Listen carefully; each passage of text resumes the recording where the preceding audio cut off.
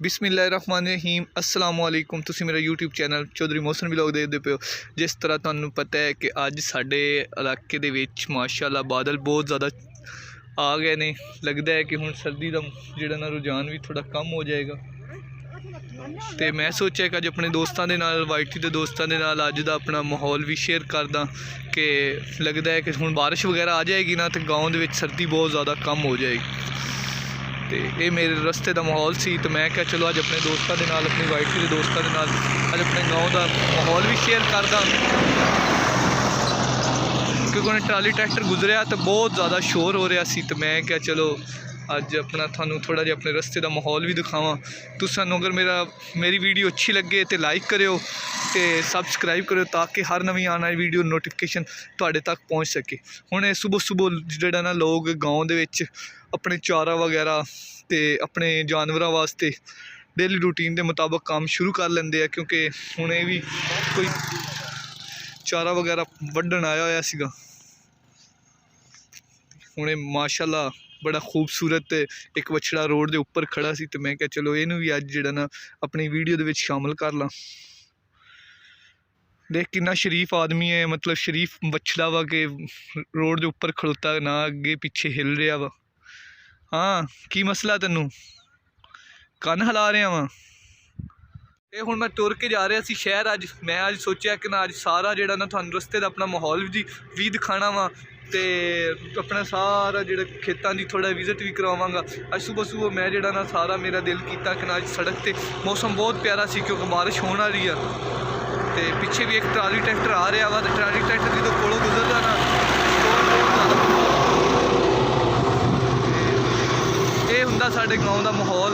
गाँव दे विच लोग किस तरह काम करते हैं, लोगों का किस तरह डेली रूटीन के मुताबिक काम करन दा हुंदा है। एक मेरा दोस्त भी अज मेरे नाल, मैं क्या तू भी मेरे नाल ना तैनू भी अज सारा रास्ते अज मैं क्या आप अज समझ लिया कि आप अज अपनी एक जिवें कह लो कि कोई मन्नत नहीं हुंदी असी कि अज असीं जाना ही पैदल तुर के क्योंकि सानू अज अगर कोई मिलिया भी ना तो फिर भी असीं नहीं जाना। हुण बादलों की वजह नाल मौसम बहुत प्यारा होया होया। लगता है कि बारिश जो आ जाएगी ना फिर सर्दी का जोर थोड़ा जिहा कम हो जाएगा, फसलां भी थोड़ी जी अच्छियां हो जाएगी।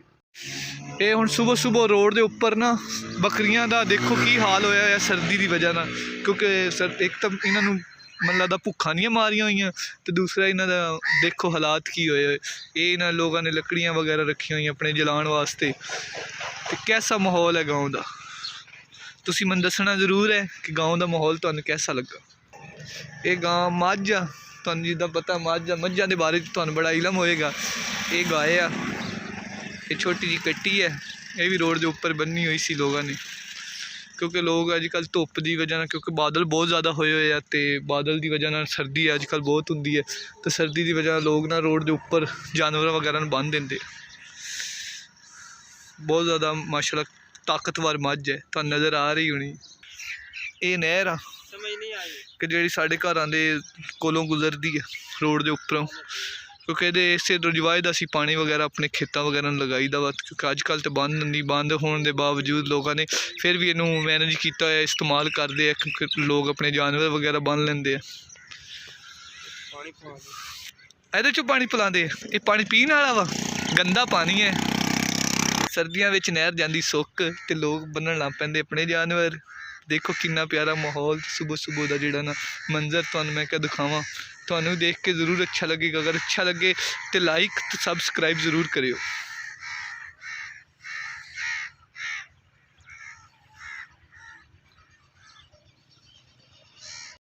ये लोगों ने अपनी पा वगैरह जी लोग अपने जानवरों के क्योंकि सर्दी होंगी रात को तो ये गोया गोबर जो थापियाँ वगैरह लोग पत्थते हैं मतलब गाँव के अग वगैरह जलाने वास्ते।